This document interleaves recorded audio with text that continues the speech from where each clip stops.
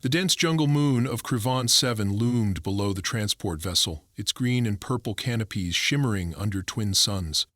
Inside the ship's lower observation deck, students from 23 species gathered in silent anticipation, their eyes fixed on the terrain they were about to enter. The atmosphere buzzed with tension, excitement, and, for some, nervous energy.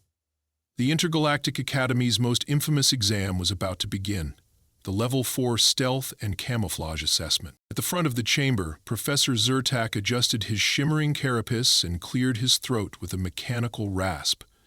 His tall insectoid frame towered over most students, and the room fell instantly silent as his antennae twitched in a subtle but commanding rhythm. He pressed a long-clawed finger against a holographic console, projecting the terrain's 3D model into the air. "You will be dropped in Zone 47, he began, his voice crackling like static. "The terrain is active jungle, unregulated, with local hazards left in place to enhance realism. Over the next 10 hours, you are to evade detection by 60 patrol drones equipped with infrared, motion, and sound-based surveillance systems. Your goal is to remain undetected for as long as possible. You may use any available equipment issued by your homeworld's defense academies, except weapons." As murmurs and clicking tones filled the air, Wyatt adjusted the strap of his compact gear pack and took a quiet breath. He was the only human in this cohort, a fact that made him a constant subject of subtle side glances and the occasional condescending remark. Yet he had learned to ignore the glances, the whispers. He had grown up on Earth's backwoods in the Appalachian Ranges, raised by his grandfather after his parents were lost in the Red Nebula incident. His grandfather had been a survivalist, a man who believed that nature would always beat machines if you knew how to listen. Wyatt had learned that lesson deeply, and he never forgot it. Professor Zyrtak's compound eyes scanned the group. "Your personal biometric markers will be monitored. If your vitals flatline or show critical stress, you will be extracted and receive automatic disqualification. Stealth is not silence, it is mastery of presence." He paused and turned toward the human. "Cadet Wyatt, given your planet's classification as a death world, we expect a competent showing." Wyatt nodded once without speaking. He was used to that label, Death Worlder. Most species treated humans with a mix of curiosity and quiet fear. Earth was considered a dangerous, chaotic world by galactic standards, filled with unpredictable weather, aggressive wildlife, and a disturbing resistance to environmental threats. For Wyatt, it was simply home. "Prepare for drop," Zyrtak commanded. Moments later, the vessel's floor opened into segmented launch tubes. Students lined up, each entering individual pods that would launch them into various sections of the jungle zone. The student next to Wyatt, a crystalline being from the orbiting rings of Threx 8, hummed softly and sneered through her translucent cheek plates. "Let's see how long the wild ape lasts," she whispered in her own tongue. Wyatt caught the tone, if not the words. He smiled faintly. When his pod closed around him, darkness filled the interior. Only a soft, pulsing light illuminated the countdown. His heart rate was steady. He had already decided that he would not use the optical cloaker or the thermomasking gel the Academy had issued. Instead, he had brought one small emergency pouch of Earth-based supplies, duct tape, cord, an all-weather poncho, and a folding entrenching tool. Everything else he would find or improvise on site. The pod launched with a dull thud and rocketed toward the jungle below. His body pressed into the seat as the thrusters flared. Then, just as quickly, it slowed, descending gently under auto-guided parachutes. When the hatch opened, Wyatt stepped into a world of layered green, pungent rot and insect buzz so loud it filled the air like static. The heat struck him first. Thick and wet, it clung to his skin. The air was dense, the light diffused by towering plants with leaf blades wider than his shoulders. Birds, or something bird-like, screeched in the distance. The jungle was alive, moving, shifting with micro-motions impossible to chart unless you were part of it. He crouched immediately, opened his gear pouch and buried the tracking beacon issued by the Academy under a pile of hot leaves. The beacon would still send vitals data, but its external light, barely noticeable, was too risky. Then he pulled a collapsible shovel from the side of his bag and started scraping a shallow depression beneath a fern-covered hillock. While the other students likely scattered, already activating their cloaks or building elaborate mirrored shelters, Wyatt moved slowly. Every step was measured, every sound catalogued in his mind. The jungle didn't want to be rushed, and if he was going to disappear, he had to become part of it. Sweat poured down his back as he gathered mud from a nearby creek bed. It was rich, dark, and thick with organic compounds that steamed slightly in the heat. He smeared it over every exposed part of his body, starting with his face, then arms, legs, and neck. The coolness was immediate, but that wasn't the point. The mud blocked his heat signature and dulled the scent trails that drones might track. He pressed wet moss into the mud on his back and shoulders, adding bits of leaves and jungle debris until he looked less like a man and more like a growth on the forest floor. He checked the small carved-out depression under the hillock, deep enough to lie in, barely enough space to stretch out. He slid in carefully, covering his body with more loose leaves and brambles, forming a natural blend of broken patterns. Camouflage wasn't just about color. It was about shadow, contrast, light disruption. He learned that from his grandfather while hunting deer in the early misty dawns back home. Lying still, he slowed his breath. Inhale, 5 seconds. Hold, 2. Exhale, 6. Heartbeat calmed, muscles relaxed, the jungle embraced him. Within 10 minutes, he had become invisible in the most primal way possible, not by erasing his presence, but by becoming something unnoticeable within the world around him, unseen, unheard, unremarkable. Somewhere above, the first drone flew by. Its repulsors hummed faintly, and Wyatt could hear its sensor blips. He knew it wouldn't spot him, not yet. He closed his eyes and smiled faintly. The test had begun. But while others trusted machines, cloaks, and shimmering tech, he trusted the Earthborn way, and Criven 7 had more in common with Earth than most of the students would realize, until it was too late. The first detection alert came just 43 minutes into the exam. A sharp beep echoed through the control center located in orbit, where Professor Zyrtak stood watching multiple holoscreens at once, each tracking a student through layers of sensor data and thermal visuals. His mandibles twitched in disappointment.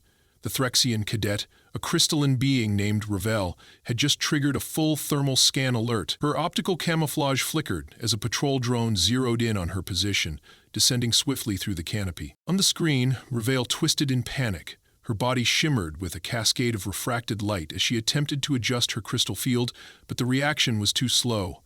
The drone pinged her with a blue tracking pulse, locking her score at a measly 6%. She hissed in frustration and vanished from view as an extraction beam pulled her out of the jungle floor.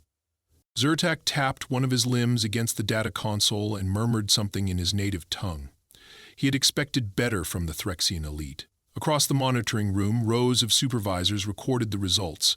Screens lit up with red alerts one after another, and the professor's irritation grew with each failure. A male Voldar from the bloodgrass plains of Mytok 3 had been detected while constructing an artificial burrow. His thermal blanket malfunctioned after 2 minutes underground. A Sarian with a bioadaptive cloak had accidentally triggered his location beacon due to elevated heart rate. One student even tried to climb a tree and was stung unconscious by native wasp beasts in less than 10 minutes. The failure rate was unprecedented. Out of the 23 cadets deployed into Zone 47, 9 had already been eliminated. Another 5 had triggered yellow warnings, their camouflage compromised but not yet resulting in full detection. The jungle, it seemed, had no patience for technology that ignored its rhythms. Zyrtak paced slowly along the edge of the viewing platform. His compound eyes stopped on one data stream, Unit 19H, human designation Wyatt. The status read, no visual contact, no sensor flags, vital signs normal, in short, undetected. The professor paused. Every other student had moved at least once, even those who were still holding on. Wyatt, however, had no recorded movement. The pod had landed, the biometric signal confirmed deployment, and then silence. Not a single step registered, no change in position, no heat flares, no motion. The professor tilted his head slightly and brought up the drone footage from the human zone. The video played back the last 30 minutes. A drone had hovered directly over the area 3 times, scanning with wide-spectrum sensors. No visual anomalies, no structural disturbances. Just a pile of ferns, mud, and natural decay. Zyrtak slowed the footage and zoomed in. Nothing. Just when he was about to dismiss it, the leaf pile shifted. Barely. A twitch, like the settling of disturbed moss after a breeze. Zyrtec replayed it 5 times, adjusting filters, switching to infrared. Still no heat signature. The student had not only evaded detection, he had erased himself. On the forest floor, Wyatt remained motionless. He had allowed himself a single blink every 60 seconds. Every muscle in his body was aligned to the earth. He had spent hours in tree stands on Earth, waiting for prey that could hear the snap of a twig from 100 yards. Compared to those animals, the drones were predictable and lazy. They hummed in consistent frequencies, moved in grid patterns, and responded to visual or thermal triggers. He had figured out their scanning angles just from sound. He had heard one pass over him twice already, its pulsing energy sending a mild tremor into the soil. The third time, it had hovered for a full 30 seconds. He didn't flinch. Elsewhere in the zone, panic was beginning to set in. On a rocky outcrop near a thermal vent, a tall female cadet from the aquatic planet Vel tried to mimic the local fungus formations by erecting a dome-shaped optical field. She had calculated the movement of the wind, even incorporated scent-nemalizing foam. But her species relied on water-rich environments, and within 20 minutes, the heat began to dry out her skin. She squirmed, lost focus, and the drone picked up the jerky movement instantly. Another red alert. Another failure. At the base of a massive blue-barked tree, 2 cadets from a warrior caste species called the Dravik attempted to merge their cloaks, hoping combined energy would create a stronger field. Instead, their systems clashed, releasing a pulse that disoriented both and lit up the nearby canopy like a beacon. The drone didn't even need to search. It just dropped straight down, pinged them, and activated extraction protocols. The control center's air had grown thick with tension. Supervisors whispered behind flat data panels, occasionally glancing at the professor. Zyrtec's mandibles had stopped moving entirely, a sign that he was calculating something more than results. He studied the human's biometric data again. Heart rate, steady. Respiration, minimal. Core temperature, slightly below average. No stress indicators, no panic spikes. The reading was almost meditative. He switched over to the surrounding microclimate data. The temperature in Wyatt's zone had shifted slightly, cooler by a fraction. It was possible that the human had altered the immediate environment. Zyrtec had only seen such results from elite infiltration specialists. But this was a cadet, not a trained field operative. At the 70-minute mark, another alert sounded. A male student from the moon colony of Evra II had attempted to mimic local fauna by suspending himself upside down in a cocoon of adhesive gel. His cloak flickered mid-air when a burst of static interfered with his emitter. A drone located the anomaly in under a minute.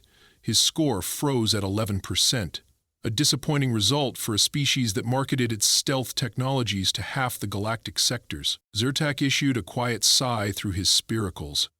Out of the original 23, only 6 remained undetected, and even those were under review. One had displayed a thermal fluctuation the drones were analyzing. Another had moved slightly too quickly across a stream. Only one file remained clean, untouched. Human. For the first time in a decade, the professor leaned back from the monitors and narrowed his eyes. There was no precedent in recent Academy history for a human cadet outperforming galactic peers in a test so heavily biased toward technological integration. He considered the implications carefully. In the jungle, Wyatt remained calm. He hadn't heard a drone in the last 12 minutes, which meant the grid had moved westward. His plan was working. He had estimated that most students would attempt to build or deploy tech-based camouflage in the first 30 minutes. That noise would draw the drones like vultures. His job was to wait, absolutely still, until the drones completed at least one full sweep. Then he could shift, but not yet. A beetle the size of his fist crawled over his ankle. He didn't move. A rootworm slithered along the side of his ribs. He let it pass. The jungle was testing him now as much as the drones. The mud on his skin had dried and crusted over, forming a second shell that now matched the color of the leaf litter around him. He didn't itch. He didn't twitch. He was becoming something else, not a man, not even a cadet, just part of Crevon 7, and Crevon 7 didn't give itself away. A faint tremor passed through the soil as another drone glided overhead, its repulsor field disturbing the undergrowth in barely perceptible pulses. Wyatt listened to the subtle shift of pebbles, the rustling of a distant frond as the air pressure changed, the descending pitch of the drone's sensor scan as it passed just beyond his position. He remained still. The mud that clung to his body had hardened further, forming a dull gray-brown crust that merged him into the forest's own camouflage. Each inch of his form had been deliberately smeared with organic material for one purpose: to vanish in plain sight. The cooling sensation on his skin had faded hours ago. Now the jungle heat pressed down on him like a wet cloth. Insects crawled freely across his body. One paused on his cheekbone before darting across his temple. He let it. Every urge to twitch, scratch, or react had long been buried beneath the discipline instilled in him over years of silent hunts and survival drills. He had always known that the moment he moved unnecessarily would be the moment he lost, so he waited. His ears picked up a new frequency, softer than the drone's mechanical hum. Footsteps. Not animal, not insect. It was the subtle crush of leaves beneath deliberately careful motion. The cadence was too precise to be wild. Someone was nearby. Another cadet. He shifted his eyes slightly within their sockets, scanning the edge of his peripheral vision without moving his head. 30 paces away, a shape moved between two thick-barked trees, tall, wide-shouldered, and covered in flickering shimmer. A male Dravik, the same one who had earlier tried combining energy fields with another cadet. Clearly he had evaded full detection and was still active. The shimmer cloak was operational again, but it struggled to adapt to the broken lighting of the canopy. Light pierced through the trees in unpredictable shafts, casting constantly shifting patterns onto the ground. The Dravik's cloak flickered in those places like a faulty projection. Wyatt could tell the other cadet was nervous. He moved in fits and starts, crouching low and scanning the sky every few seconds. The shimmer suit was clearly malfunctioning, overcompensating with frequent recalibrations that distorted the field around his body. Wyatt knew it was only a matter of time before a drone honed in on that irregularity. He counted seconds in his head. 3 minutes later, the faint descending whine of a patrol drone signaled the approach. The Dravik froze, pressed his back against the trunk of the nearest tree, and activated a pulse disperser from his wristband. It emitted a low-energy sonic bubble intended to scramble sensor readings. Theoretically, it was supposed to mask thermal emissions. In practice, the bubble disrupted local wildlife, alerting predator birds in the canopy that something unnatural had entered their territory. A screech echoed above. One bird dove toward the Dravik, wings flared, beak open in rage. The cadet flinched and stumbled back into a bed of dry leaves. The shimmer field snapped like glass, revealing him in full. The drone descended like a hawk, tagged him with a green laser pulse, and issued the elimination chime. The cadet cursed aloud, his voice laced with frustration and disbelief. Seconds later, the transport beam whisked him upward in a streak of blue light. Silence returned. Wyatt had not moved. He knew the drone would complete a full sweep of the area before departing. This particular class of drones operated on a spiral sweep algorithm, searching the hot zone in widening circular passes before moving on. He counted the intervals between each pulse, mapping them against the background noise of the jungle. After 7 rotations, the drone increased altitude and vanished beyond the treetops. Only then did he allow his body a slight repositioning. His legs had begun to cramp under the weight of the dried mud and stillness. Slowly he shifted one foot, pressing it deeper into the dugout depression. A fresh layer of ferns concealed the movement. His breathing remained slow, controlled. He pulled from memory the contour map of the zone that had been briefly shown before the test. It was a mental image now, sharpened by instinct. A narrow creek curved just 20 meters to the north, fed by underground springs that maintained a consistent, cool temperature. If he reached it by nightfall, he could reapply fresh mud for thermal masking. But movement had to be minimal. One wrong step could undo everything. He scanned the nearby terrain with just his eyes. The insects had returned. A long-bodied crawler was nibbling on a patch of lichen near his elbow. He watched it work, marveling at the patience of the jungle. Everything here was quiet, nothing rushed. Survival depended on blending, not dominating. He had always felt more at home in environments like this.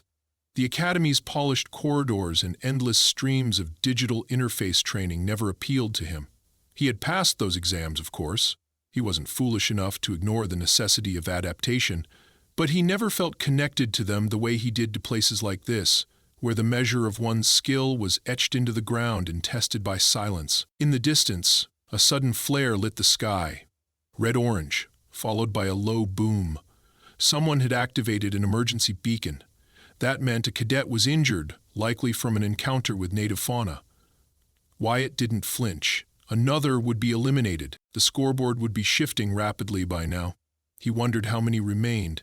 Surely less than 5, maybe only 3. He was confident he had lasted longer than the Threxian, the Surian, and the Dravik. He would bet on that. But the aquatic cadet?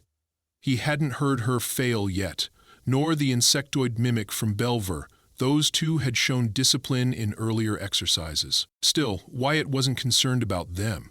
His focus was the terrain, the drones, and the passage of time. He had trained himself to feel time as a rhythm, not a clock. The jungle taught him when to wait and when to act.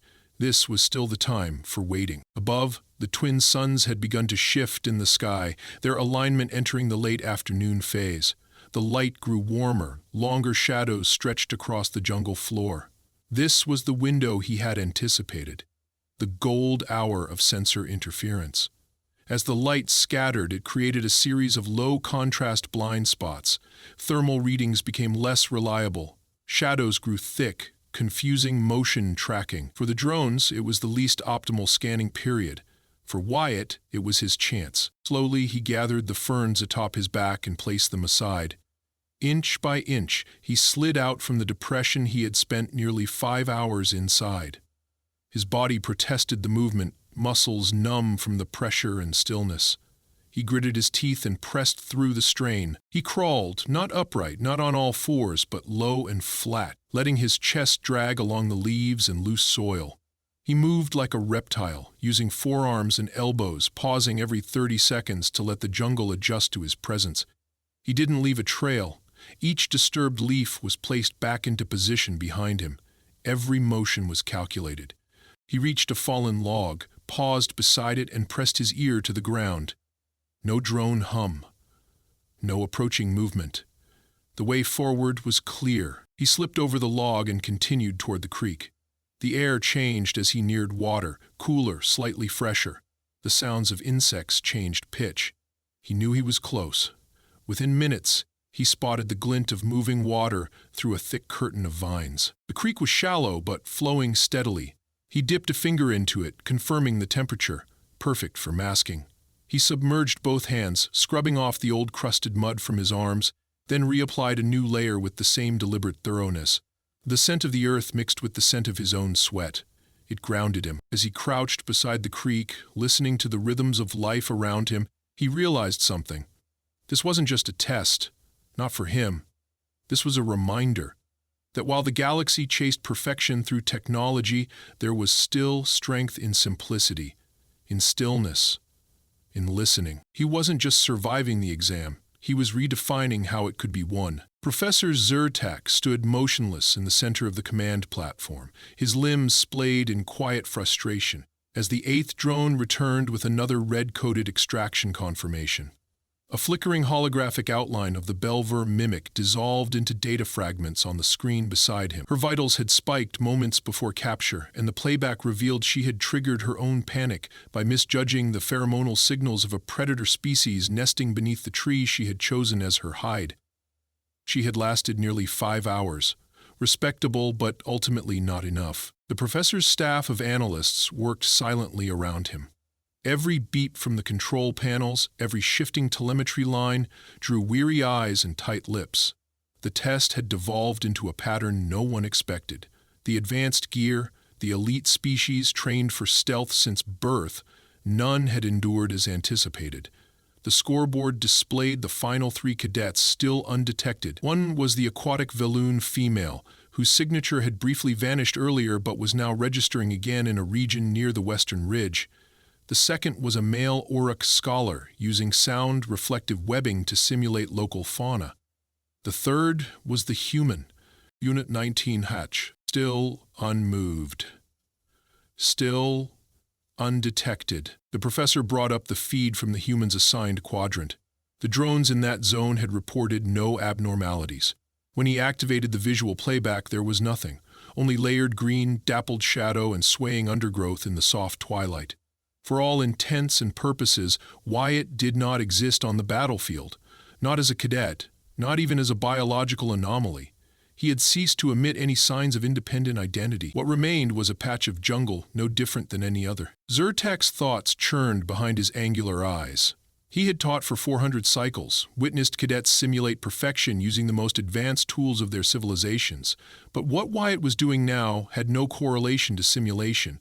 This was not mastery of holograms or interference pulses. This was something else, something older.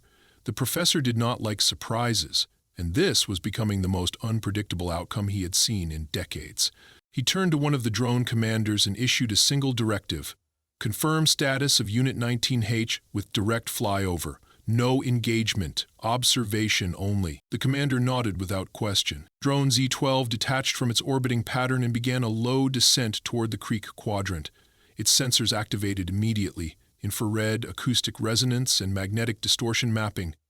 The jungle welcomed it with stillness. Below, Wyatt had repositioned himself slightly, now nestled in the shadow of an angled root system. His new mud layer had dried into a slightly darker hue, blending perfectly with the moist soil surrounding the creek. He had formed a new indentation beneath an overgrown fern curtain, ensuring minimal airflow disturbance. A few meters away, small amphibians croaked steadily, undisturbed by his presence. That was his true confirmation. When the wild resumed its rhythm, he had integrated successfully. He heard the shift in wind pressure first, a faint oscillation. Then the quiet purr of the repulsor unit as the drone crept closer. His breathing slowed further. He visualized each part of his body as inert, each joint and muscle no longer organic but part of the terrain. The sound passed overhead, lingering. He heard a faint pulse emitted into the ground-penetrating sonar, a more aggressive scan. Still, he did not react. The drone hovered above his position for 47 seconds. Then it rose. In the control room, Zyrtek watched the scan feed live. The overlays of heat, vibration, and chemical trace all returned null results. The human's pulse and oxygen levels remained so stable, the AI flagged the data as potentially artificial. The professor dismissed the alert manually and zoomed the video feed to maximum resolution. A single leaf flickered near the base of a root. Wind, maybe. Nothing else moved. He leaned back and issued a sharp directive. See scans of Unit 19H. Rotate the grid to Velen sector. The professor did not explain his reasoning. He did not need to. His gaze lingered on the human's blank coordinate marker for several more seconds before switching feeds. Across the jungle, the Velen female cadet was in trouble. Her location was known now, her movements increasingly erratic. Her shimmering skin had begun to dull under the dry air. Without a nearby moisture source, her physiology was suffering. Her skin flaked at the edges of her collar, a sign of dehydration. She had attempted to dig into the earth to reach the aquifer beneath, but lacked the tools. Her bioluminescence, a trait typically controllable, was now triggering in bursts of stress. That alone had drawn 2 drones within proximity. She bolted. It was a mistake. As soon as she shifted from crawling to running, a thermal spike was logged. Drone P7 identified her instantly. The lock tone blared across the command room as her marker turned red. Her scream echoed faintly before the extraction beam pulled her from the clearing. 2 remained. The Auric male currently suspended in a self-spun cocoon high within a tree fork, and the human buried beneath mud, vines, and patience. The Auric cocoon had held for hours, drawing praise from the sensor analysts. His biosilk shielded both heat and scent, and his natural stillness was rivaled only by the most efficient stasis pods. Yet, in the command room, one analyst raised a hand. "Sir," the analyst said, "pollen shift in Auric quadrant is triggering algorithmic review." Zyrtek turned instantly. "Show me." A panel lit up with real-time environmental mapping. A rare flowering plant had bloomed just below the Auric cocoon, its pollen known for rapid expansion. The data revealed an abnormal drift. When cross-referenced with the cadet's breathing cycle, the airborne particles were being inhaled and exhaled at uneven intervals. He was visible, just not yet discovered. Zyrtek nodded once. "Dispatch drone C4. Confirm anomaly." Minutes passed. Then the alarm. The cocoon vibrated. The webbing shimmered, detected. The drone engaged, tagged, and the auric male vanished into a streak of green light. The scoreboard changed. One cadet remained. Unit 19. The command room went still. Zertak observed the reactions of his subordinates. The silent exchange of glances, the subtle disbelief. He felt it too, but unlike them, he also felt something deeper, a disturbance. The Academy had structured its curriculum around the supremacy of progress tools, simulations, enhancements, but here was a species from a backwater death world, outperforming the most advanced civilizations without a single external aid. It challenged the narrative. The professor stared at the human's static position. 10 hours were nearly complete. He would not interfere further. Below, Wyatt opened his eyes slightly. The drone sounds were gone. The jungle was returning to full voice. Distant night predators stirred. The air grew heavier as twilight deepened. He could feel the change, the test nearing its end. He didn't move. Not yet. Not until the final confirmation. A low-frequency pulse spread across the jungle. A neutral tone, not aggressive, not inquisitive. A signal. Test complete. He slowly raised his head. The mud cracked slightly as it bent with his movement. He rose to a crouch, eyes adjusting to the amber light filtering through the trees. The silence was surreal. For a moment, he thought he was alone on a planet untouched by war, study, or competition. Then a voice came through his ear set, calm, cold. Unit 19H, you have successfully completed the stealth trial with 0 detection events. Remain at location. Extraction begins now. He stood fully as the beam of soft blue light descended upon him. The jungle watched him disappear, quiet, unblinking. The beam dissolved the jungle around him in a wash of cold light.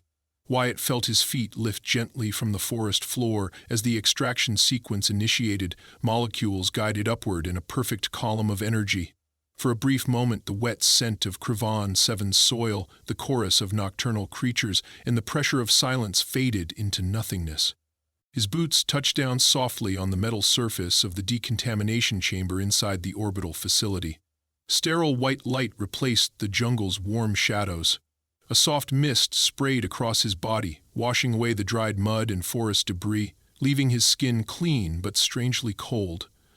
The silence felt foreign now, synthetic, as if the real world had paused and left him behind. As the door to the chamber opened with a hiss, he stepped into a narrow corridor lined with reinforced glass panels.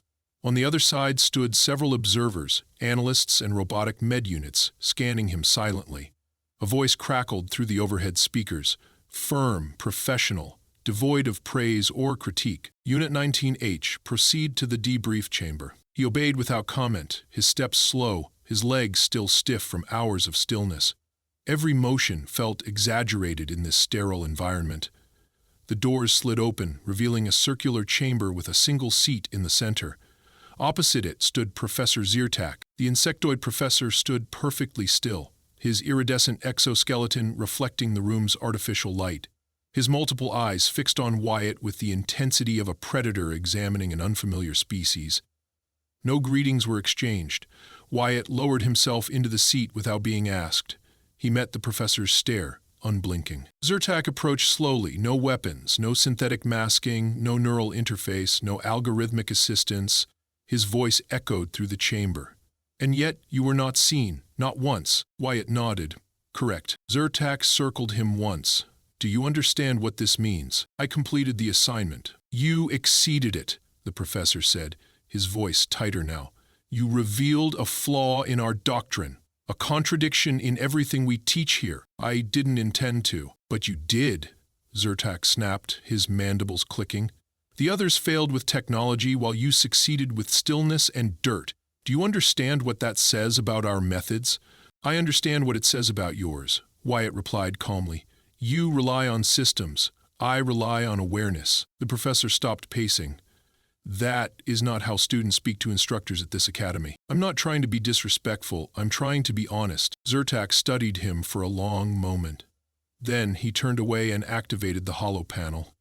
The main screen displayed the updated rankings. Wyatt's name stood alone at the top, highlighted in gold.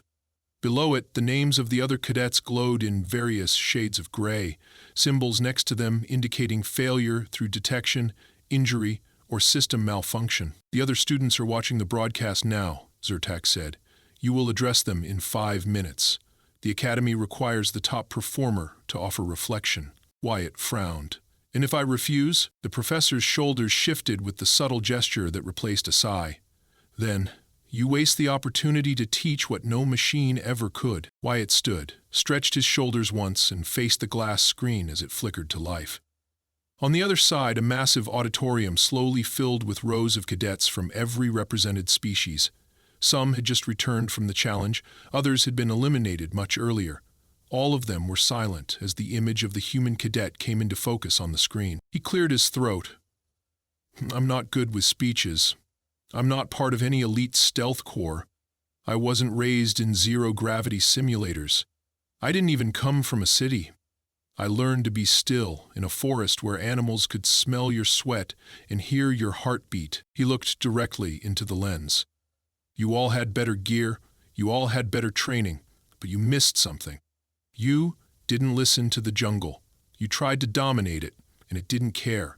Because real survival doesn't come from tech. It comes from patience, awareness, and humility. You don't beat nature by tricking it.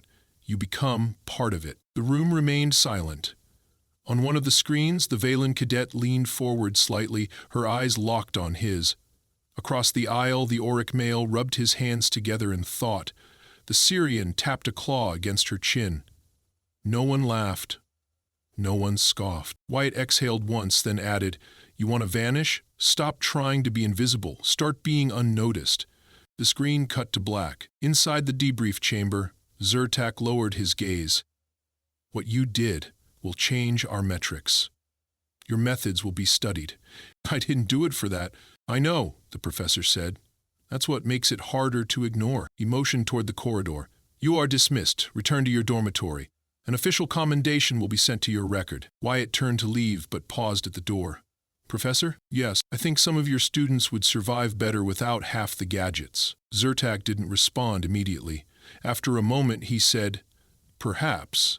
But our galaxy fears simplicity. It reminds us we were once prey. Wyatt nodded once, then walked out. The corridor was quiet as he made his way through the Academy's upper levels. Holograms lit the walls, still showing statistics from the exercise. His name remained there, isolated at the top. No music played, no victory fanfare sounded, and yet it felt louder than any celebration he had ever heard. He reached the exit doors to the training block and stepped into the open. The artificial sky above the Academy's main campus simulated twilight, stars twinkling faintly across the dome. He stood there a moment, letting the cool air hit his skin. Back on Crevon 7, the jungle had already reclaimed the place he had rested. The vines had closed, the mud had hardened again. The jungle had no memory of him, but the galaxy would never forget.